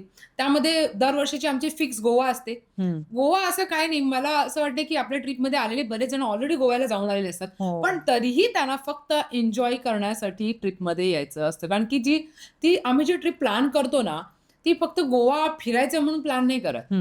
ती अशी बूस्टर म्हणून मी प्लॅन करते की त्यांना असं बूस्टर मिळालं पाहिजे ना की ते म्हणून एकदम रिलॅक्स झाले, Correct. भारी वाटलं, एकदम मजा आली. Correct correct correct. त्या हिशोबानेच प्लॅन करतो आपण. USP काय आहे फ्लाय विथ रंजिता? म्हणजे काय एखाद्याने फ्लाय विथ रंजिता चूज करावं? बजेट फ्रेंडली ट्रिप, सगळ्यात महत्वाचं म्हणजे बजेट है तो सब कुछ है. राहण्याची, खाण्याची, फिरण्याची उत्तम सोय, ओके. ही तिची USP आहे. इसमें बिलकुल भी तडजोड नाही. आपली फ्रेंड जी सखी बघतेय, तिला जर इंटरनॅशनल ट्रिप करायची असेल तर तिने कुठलं डेस्टिनेशन निवडावं? सगळ्यात पहिली जर इंटरनॅशनल ट्रिप तुमची असेल तर बेस्ट डेस्टिनेशन आहे थायलंड. माझं फेवरेट आहे, ऑल टाईम फेवरेट आहे. म्हणजे थायलंड आम्हाला जायचं असेल, ओके, रेडी आहे. कारण की बजेट फ्रेंडली आहे. तुम्ही एकदम मस्त छान शॉपिंगही करू शकता, तुम्ही फिरूही शकतात आणि सेफ पण आहे. एव्हरीथिंग इज गुड थायलंडला. सो मला असं वाटतं रंजिता, मी पण लवकरच येईन. मला कारण फिरायला खूप आवडतं. Most welcome. आणि मी म्हणजे तू आता मी I don't know whether I should say, म्हणजे ते ग्लोब आहे विजन बोर्डवर. वाव. आणि माझं जसं म्हटलं हे 2-3च डेस्टिनेशन राहिलेले आहेत जे मला पूर्ण करायचे आहेत. आणि मी नागालँड प्लॅन करते. बघ ना, तू कर, मग मी येतेच तुझ्याबरोबर. हॉर्नबिल चालेल, फेस्टिवल जाऊया. वर्षातनं एकदाच होतो. जाऊयाच मग. येस. मी इथे काहीतरी तू लाल कुंकू आहे. कुंकू आहे तर काय, म्हणजे एवढं सगळं तू करतेस, you are flying very high, okay. पण त्या फ्लाय करण्यामागे एक इंजिन, एक ऊर्जा लागते. त्या इंजिनमध्ये पेट्रोल लागतं. आणि आपल्या ह्युमनसाठी स्पिरिच्युअलिटी किंवा अध्यात्म हे खूप महत्त्वाचं असतं. आध्यात्मिक आहेस का? आणि कुठल्या देवामध्ये तुला श्रद्धा दिसते? मला हे दत्त गुरु दिसले. तर मला श्रद्धा आहे बैठकीवरती. खूप गेल्या काही वर्षांपासून मी बैठकीला जाते. माझ्या आयुष्यामध्ये जे काही बदल झालेले आहेत ते फक्त बैठकीमुळे झालेत असं मला वाटतं. असं मला वाटतं की मला दिसतंच आहे, तुम्हाला पण दिसतंय. काय म्हणायचं आता, हे जे माझ्या डोक्यावरती आहे याला कुंकू आहे, याला स्मरण म्हणतात. स्मरण म्हणजे काय, पूर्वी जेव्हा घरातून आपण बाहेर पडायचो तेव्हा कुंकू लावलं जायचं. आता कालांतराने ते फॅशन म्हणून बाजूला होत चाललं आहे. पण हे जे कुंकू आहे, जे आपण इथे प्रेशर देतो, थर्ड आहे. थर्ड आहे. तर त्याच्याने आपली एनर्जी बूस्ट होते असंही म्हटलं जातं, बरोबर. आणि हे कुंकू म्हणजे काय, की मी जेव्हा बघेन किंवा माझ्याकडे कोणी बघतंय तर त्याचं लक्ष जाणार या कुंकवाकडे. म्हणजे ही व्यक्ती जी कोणी आहे ती स्पिरिच्युअल आहे, थोडासा विचार करेल बोलतानाही. आणि आपण स्मरणात राहतो. स्मरण लावलं म्हणजे स्मरणात राहिलोय. अच्छा. असं मी काही काम करत असेल जगामध्ये, कोणतेही काम करते, पण मी माझ्या स्मरणात आहे. सो मी वेस्टर्न घालो, इंडियन घालो, काही घालो, मी लावते आणि जो है आपके सामने. मेडिटेशन करतेस? मेडिटेशन करते, उपासना करते. अफर्मेशन्स वर किती विश्वास आहे? कारण हे बघ, फ्लाय विथ रंजिता किंवा कुठलाही बिझनेस जर सक्सेसला न्यायचा आहे तर तो आधी ऍक्शन मध्ये येण्याच्या अगोदर तुमच्या डोक्यात येणं गरजेचं आहे. तर व्हिज्युअलायझेशन आणि अफर्मेशन्स करतेस का? मी अजून तर केलं नव्हतं, पण आता मी करणार आहे. आणि तू बरोबर व्यक्तीला भेटलेली आहेस. परफेक्ट व्यक्तीला भेटले. Yes, perfect yes. आहे. तुम्हाला सांगते, जेव्हा मी स्टार्ट केलं ना हम्म, तेव्हा ना असं म्हटलं फील व्हायचं मला हम्म. की मी इथे नेते, मी या देशात नेते, मी त्या देशात येते. पण नंतर जेव्हा ते सगळं झाल्यानंतर काय भेटायचं, काही विचार एवढं कसं शक्य. पण आता हे असंच झालेलं आहे. तू विचार टाकलास ना? मी विचार टाकला आणि लिटरली मी हा विचार करायची. म्हणजे माझे सगळे स्टाफ बसून बोलायचे की असं एक दिवस होईल की या एअरपोर्टवरून त्या एअरपोर्टवर, त्या एअरपोर्टवरून त्या एअरपोर्टवर, त्या एअरपोर्टवरून जा, तू एअरपोर्टच फिरत राहणार आहेस. हा, आणि ते असंच होते आता की मी एअरपोर्टच फिरत असते. आणि ते का पूर्ण हवे झालं मी माहितीये रहती का? हूं. हा, का पूर्ण झालं? कारण जेव्हा एखादी व्यक्ती मॅनिफेस्ट करते तर ती त्याच्या मागे हात धुवून मागे लागते की का होत नाहीये पूर्ण, का होत नाहीये. डेस्परेशन नसेल तर ते मॅनिफेस्टेशन पटकन पूर्ण होतं. बरोबर. सो ह्याच्या पुढे काहीही तू मॅनिफेस्ट केलंस तर मॅनिफेस्ट कर आणि विसरून जा आणि तुझं काम चालू ठेव. लोक गल्लत कुठे करतात, मॅनिफेस्ट करतात, मग मला फोन करतात, अरे 1 महिना झाला काही चाललं नाही. म्हटलं तुम्ही अपेक्षा का ठेवताय? तुम्ही अपेक्षा न ठेवता तुमच्या मेहनतीवर जर भर दिलात तर तुमची जी स्वप्न आहेत ती पूर्ण व्हायला मदत होते. ये तो ऐसे हुआ, नेकी कर और दरिया में डाल. करेक्ट. हल्ली आपण काय करतो की एखाद्याला एखादं दान दिलं, म्हणजे एखाद्याला एखादी म्हणजे मदत केली, गरीबाला हल्ली खूप जण मदत करताना दाखवतात ना, हेल्प केली, पण त्यांची अपेक्षा काय असते माहिती का? देणार जुने कपडे आणि अपेक्षा काय, अरे मी बाबा ह्याला देते, हे माझे घरातले सगळे सुखी राहावेत. मी अपेक्षेने देते, मी निरपेक्ष नाही मदत करत आहे. मी वया पुस्तक वाटप, मी काहीही देते. तर ते मी बघा, आपण असं म्हणतो की एका हाताचं दिलेलं दान दुसऱ्या हाताला कळू नये. पण आताचा जमाना असा आहे की एका हाताचं दान दुसऱ्या हाताला काय लोकांना कळावं, कारण लोकांची दानत बदलली आहे आणि ती दानत बदलण्यासाठी हे करावं. मी देताना, मदत करताना जर कोणी मला बघतंय तर ते बघताना त्यालाही असं वाटतंय की रे हे आपण पण करायला पाहिजे. करेक्ट. करेक्ट. त्याला मनात नव्हतं, पण जर ते बघून त्याला वाटतंय तर चांगलंय की त्याच्या पण पुण्याचा वाटा त्याला तरी कुठेतरी मिळतोय ना. बघू द्या ना. असं काही नाही की तुम्ही दिखाव्यासाठीच करता, पण तो बघून जर काही करत असेल ना, बघा, चांगलं बघून कोणी चांगलं शिकत असेल तर ते चांगलंच आहे. ठीक आहे. पण तुमचं वाईट बघून जर कोणी वाईट बघतंय ना तर त्याचं पहिलं पाप तुम्हाला लागणार आहे. करेक्ट. हे तुम्ही विसरू नका. करेक्ट. मी तर हेच म्हणेन की जेव्हा आपण कोणाला हेल्प करतो तर अपेक्षा नका ठेवू, पण निरपेक्ष ती मदत करा. अरे तुम्ही ज्या निरपेक्ष मदत करता ना, तुमच्या 1000 पटीने तुम्हाला ते रिफंडमध्ये मिळतं. करेक्ट. मी असा हा माझा मोठेपणा कधीच नाही जाणार, पण मी कुणालाही माझ्या मैत्रिणीला हेल्प करा ते तर ठीक आहे, ते आपलं काम आहे. पण कधी नुकसानही झालं ना तर मी रडत कधीच बसत नाही. फेल्युअर पचवणं सुद्धा एक कला आहे. कधीच नाही. माझं खूप वेळा मी नुकसान सहन केलंय, अगदी लाखो करोडचं नुकसान सहन केलंय, पण मी कधीच रडली नाही. आणि इव्हन मला घरातले बोलतात, तुला काहीच कसं वाटत नाही? आता दुबईचे जे ट्रिप होतं, हे जे फ्लाईट कॅन्सल वगैरे झालं, त्याच्यामुळे माझं बरंच नुकसान झालं लाखोचं. वॉरमुळे खूपच. मग कसं टॅकल केलंस तू? ते एवढं नुकसान झाल्यानंतर पण माझ्या चेहऱ्यावरती इतका सुद्धा बदल नव्हता. मी म्हणलं चला, हातपाय छान आहेत ना आपले, नशीब आपलं छान आहे, देव आपल्या सोबत आहे, काय गेलं तर गेले पैसे, परत कमवू, काय फरक पडणार आहे त्याच्याने? सर्व्हिसमध्ये बदल नाही करायचा, पण आपल्या सर्व्हिस आपली तीच ठेवायची काही झालं तरी. असं नाही की तिकडे महाग मिळते म्हणून आपण इकडनं आपलं काहीतरी बदललं आणि हे ह्यांना चेंज करून. तुमचा स्वतःवर विश्वास पण पाहिजे ना. नाही, आपला तर बाबा स्वतःवरती मी तर सगळ्यांना हेच म्हणे की स्वतःवरती विश्वास ठेवा आणि नेकी कर और दरिया में डाल. सगळं आपोआपच मिळतं. आणि हे जे मॅनिफेस्ट आहे ना, हे आता बघा, आता काय झालंय की सगळेजण शिकलेत आणि त्या एक्सपिरियन्सनी सगळ्यांना सोशल मीडियाद्वारे ते कळायला लागले की मॅनिफेस्ट करा, सर्च करा, हे करा, ते करा. तुम्ही मला एक सांगा, आता तुम्ही हा सगळा विचार करता, पूर्वी का तुमच्या आईबाबांनी तुम्हाला नाही सांगितलं कधी, बाबा तुला काय व्हायचंय तू ते सांग? पण आपण कधी सांगितलं? कारण की तेव्हा आपल्याला कोणी सांगणारं नव्हतं ना. आता सोशल मीडियामुळे आपण ते बघतो. अरे कसं असतं, मुलं आई वडिलांचं नाही ऐकत, तिसऱ्याने सांगितलेलं लगेच सोनाराने कान ऐकतोय. टोचावेत. त्याने सांगितलं का बरोबर आहे, नाही असंच असेल असंच असेल. त्याच्यामुळे आपले आईवडील पण आपल्याला छानच शिकवतात, पण आयुष्यामध्ये गुरु हा असावा. करेक्ट. गुरु जेव्हा सांगतो तेव्हा आपण अजून छान ऐकतो. डायरेक्शन मिळते, दिशा मिळते. प्रॉपर दिशा मिळते की तुला काय केलं पाहिजे, काय नाही केलं पाहिजे. तो मिळाला ना की सगळं छान. तसं माझ्या आयुष्यामध्ये मला गुरु मिळाला, त्यामुळे मी तुमच्या समोर आहे आणि सगळ्यांच्या समोर आहे. कौतुकास्पद आहे की एक प्रवास तू सुरू केला होतास या पृथ्वीतलावर येऊन, आणि मला असं वाटतं की मानवी जन्म जर मिळालेला आहे तर त्याचा छान पद्धतीने तुम्ही जर उपयोग म्हणण्यापेक्षा त्याचा वापर पण नाही म्हणणार मी, मला शब्द सापडत नाही, त्याचा जर चांगला अनुभव घेऊन, अनुभूती घेऊन स्वतः एन्जॉय करताय आणि दुसऱ्यांना सुद्धा त्याच्यातनं काहीतरी फायदा करून देते. म्हणजे फ्लाय विथ रंजिता हा फक्त तुझा एक प्रवास नाहीये, तू तुझ्याबरोबर अजून हजारो लोकांना घेऊन जातेस आणि तो अनुभव देते. कारण मला असं वाटतं की जेव्हा आपण प्रवास करतो तेव्हा फक्त प्रवास करत नाही, पण स्वतःला नव्याने घडवतो, स्वतःकडे नव्याने बघण्याचा एक प्रयत्न असतो.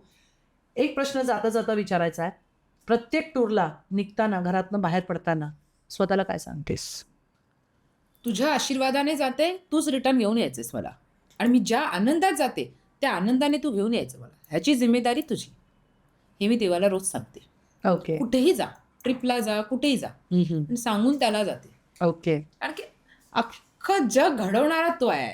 बरोबर. तुम कौन सी खेत की मुली हो? कोई भी नहीं, कुछ और नहीं. तुम्हारे आजू बाजू में कितना भी कुछ भी आए, वो ऐसे करके बाजू में कर देगा. आणि रंजिता, मागे वळून बघताना काय, ती रंजिता आणि आजची रंजिता काय सांगशील, आणि आपल्या महिलांना काय सांगशील, त्यांची स्वप्न कशी पूर्ण करायची? त्या रंजिताने कधी स्वप्नच नाही पाहिली.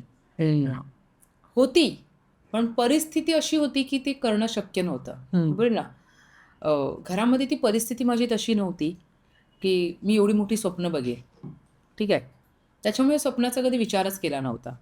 साथ इतकी चांगली मिळाली की ती स्वप्न न बघता स्वप्न बघितली, ती पूर्ण झाली आणि पूर्ण होत आहेत. आणि महिलांना हेच सांगेन, आणि स्पेशली त्यांच्या नवऱ्यांना हे सांगेन की तुमच्या बायकोवरती विश्वास ठेवा. काय आहे ना की आपण समुद्रकिनारी जातो आणि वाळू हातात घेतो. ती वाळू जर घट्ट पकडली ना तर ती एवढीशीच हातात घेणार, पण ती जर अलगद हातात धरलीत ती भरपूर हातात येते. तसंच आहे, पाण्याला पण जर तुम्ही अलगद हातात धरलं तर भरपूर येतो उंजळीमध्ये पाणी ना. तसंच प्रेमाचं आहे. तुम्ही जेवढं हळूवार त्याला गोंजारून प्रेम कराल, त्याला जेव्हा स्वच्छंद, तिला जेवढी सूट द्याल, जेव्हा विश्वास दाखवाल, तेवढं तुम्हाला ती अजून विश्वास दाखवेल आणि अजून चांगलं घडेल एक व्यक्तिमत्व तिचं. करेक्ट. कारण ती खूप हुशार लेडीज असतात, खूप हुशार. मी काहीच नाही आहे, खूप हुशार असतात, पण बाहेर नाही निघू शकत. फॅमिलीमुळे, नवऱ्यामुळे, यांच्यामुळे, त्यांच्यामुळे. बाहेर निघा, त्यांना निघू द्या, त्यांचे पंख जरा पसरवू द्या, फुलू द्या. बरोबर. खूप सो छान आहे नेक्स्ट ट्रिप तुमची fly with Ranjita, Goa, Dubai, Vietnam, Bali, Thailand, Japan आणि अजून खूप साऱ्या येणार आहेत टूर. सो वाट बघू नका, खालती सगळे डिटेल्स मी दिलेलेच आहेत, तिथे फोन करायचा आहे आणि तुमची पुढची टूर जी आहे ती स्वतःला गिफ्ट करायची. मी नेहमी म्हणते की दरवर्षी बर्थडेला मी मला गिफ्ट करते एखादी gift yourself. I love myself, कारण I believe in self love. कारण काय आहे, अटॅचमेंट मधनं तुम्हाला कन्फ्युजन मिळतं आणि डिटॅचमेंटमधनं तुम्हाला क्लॅरिटी मिळते. सो मला माझ्या नवऱ्याने किंवा मित्रमैत्रिणीने काहीतरी द्यावं आणि मग मी आनंदी होणार, त्याची वाट नाही बघत मी. मीच मला इच्छा येते की मला कोणी दिलं नाही दिलं तरी फरक पडत नाही, मी स्वतःमध्येच खुश असते आणि माझं स्वतःवरच खूप प्रेम आहे. आणि आय थिंक जो माणूस स्वतःवर प्रेम करतो ना, तो त्याच्याकडे 4 पैसे कमी असले ना तरी तो आनंदी असतो, क्योंकि दिल का अमीर है, क्योंकि इसका दिल बहुत बड़ा है. परफेक्ट बोले आप. रॅपिड फायर आहे तुझ्यासाठी. मी पण कुठे फिरायला गेली ना की कोणी गिफ्ट घेऊ ना घेऊ, स्वतःसाठी. स्वतः एअरपोर्टवर परफ्यूम छान, हे घेते, लिपस्टिक छान, स्वतःसाठी गिफ्ट घेणार. करेक्ट. सो रॅपिड फायर आहेत, काही प्रश्न आहेत. बीच की माउंटन्स? माउंटन. माउंटन. मलाही माउंटन्स आवडतात. डोमेस्टिक टूर की इंटरनॅशनल टूर? बोथ. नाही, एक. अरे go international. International. Window seat की aisle seat? I sit. Backpack की suitcase? Backpack. Okay. Solo travel की group travel? Group travel. Group travel, okay. एक ड्रीम डेस्टिनेशन जे अजून तुझं एक्सप्लोअर करायचं राहिलेलं आहे? असं तर मला अजून खूप सारं फिरायचं पण ड्रीम डेस्टिनेशन फिनलँड. अरे वा, फिस्ट. मला सुद्धा जायचंय अरोरा लाईट्स एकत्रच जाऊया तुम्ही तू प्लीज प्लॅन कर आणि आपण काहीतरी छान करू. मी पण येईन फिनलँडला आणि तुम्ही जा, कारण मी असं ठरवलंय 50व्या वाढदिवसाला मस्त की फिनलँडला जायचंय, अरोरा लाईट्स बघायचे, कारण ती एक निसर्गाची एक सुंदर. हमारा 50 मेरा 40 दोनों एंजॉय करते हैं. अगं बाई. अभी बहुत टाइम है, 50 का बहुत टाइम है. I don't want to reveal my age here. So I don't want to reveal मुझे my भी age. टाइम है अभी बहुत. बट नाही, खूप छान रंजिता, तू आलीस, खूप छान वाटलं. आणि आपल्या बायकांना, बायका काय सगळ्यांना सगळ्यांनाच. तो एक इन्स्पिरेशन आहे. आणि सोनचाफा प्रोडक्शन्स मी जेव्हा त्याची निर्मिती केली, पहिल्या गाण्याने सुरुवात केली स्वामींच्या, त्याच्यानंतर पुढे काय करायचंय तर इंटेलेक्च्युअल टॉक, बिझनेस टॉक, की जिथे मला हुशार लोक आवडतात, मला पॅशन असलेली लोक आवडतात, की आयुष्यात काहीतरी करायचंय. हे जस्ट आयुष्य मिळालं म्हणून जगायचं नाहीये. I don't want to live like a dead जिथे तो पर्सन. हर कोई है. एक्झॅक्टली, जिथे तो हर कोई इतकं आहे, बट सुंदर आयुष्य दिले, चेहरा Create दिला, क्या body करते दिली हो आप? इतकी छान. तो आपला बिझनेस टॉक, इंटेलेक्च्युअल टॉक, सोनचाफा प्रोडक्शनचा हेतू हाच आहे की तुझ्यासारख्या इंटेलेक्च्युअल पॅशन ड्रिव्हन बायका, ज्यांना लाईफमध्ये काहीतरी करायचं आहे, क्रिएट करायचं आहे, अशांनाच इथे मी आमंत्रित करते आणि त्यांची जर्नी आपल्या प्रेक्षकांपर्यंत घेऊन येते. का? कारण कदाचित अजून एक रंजिता तिथे त्या स्वप्न झालं बघत पाहिजे. असेल बरोबर. आणि तिला या रंजिताकडे बघून इन्स्पिरेशन मिळालं पाहिजे की इफ शी कॅन डू, मी पण करू शकतो. Why not. स्वप्नांना पंखांची तर जोड असावीच लागते, पण त्याच्यासाठी पॅशन असणं खूप गरजेचं असतं, बरोबर. रिस्क घेणं खूप गरजेचं असतं, आणि सक्सेस आणि फेल्युअरच्या पलीकडे जाऊन कन्सिस्टंटली प्रयत्न करणं, हार न मानता आणि फेल्युअरमध्ये स्वतःला दोष न देता पुढे बघत राहणं, आय थिंक हा सक्सेसचा मंत्र तुला खूप चांगला कळलेला आहे आणि आपल्या प्रेक्षकांना सुद्धा कळलेला असेल अशी माझी खात्री आहे. नक्कीच कळलाय. सो थँक्यू सो मच, तू इथे आलीस आणि इतक्या छान गप्पा मारल्यास, तुझे अनुभव तू शेअर केलेस. सो थँक्यू सो मच आमचा हा एपिसोड पाहिल्याबद्दल. आणि या स्पेशल एपिसोडचे टायटल स्पॉन्सर्स होते फनखाना मखाना, तुमचा हेल्दी स्नॅकिंग पार्टनर. आता हा हेल्दी स्नॅकिंग पार्टनर जर तुम्हाला ऑर्डर करायचा असेल तर कुठे जायचं आहे? www.funkhana.in या वेबसाईटवर गेल्यावर तुम्हाला VP11 हा कोड वापरायचा आहे, म्हणजे तुम्हाला 10% डिस्काउंट मिळणार आहे. म्हणजे आमचे एपिसोड बघता बघता काय करू खायला हा प्रश्न डोक्यात येणार नाही. हे मखाणे जे आहेत ते खाता खाता हा एपिसोड बघायचा आहे. आणि नुसता बघायचा नाही आहे, फनखानाला तुमच्या फ्रेंड्स, जसं हे पॅकिंग बघताय, गिफ्टिंग मध्ये पण आहेत हे असे गिफ्ट पॅक करून तुम्ही तुमच्या फ्रेंड्सना, फॅमिलीला गिफ्ट करू शकता. आणि खालती मी डिटेल्स दिलेले आहेत. इंस्टाग्रामवर सुद्धा तुम्ही आणि व्हॉट्सॲप नंबरवर सुद्धा तुम्ही फनखानाचे मखाणे ऑर्डर करू शकता. So thank you so much for watching this episode. Shri Swami Samarth.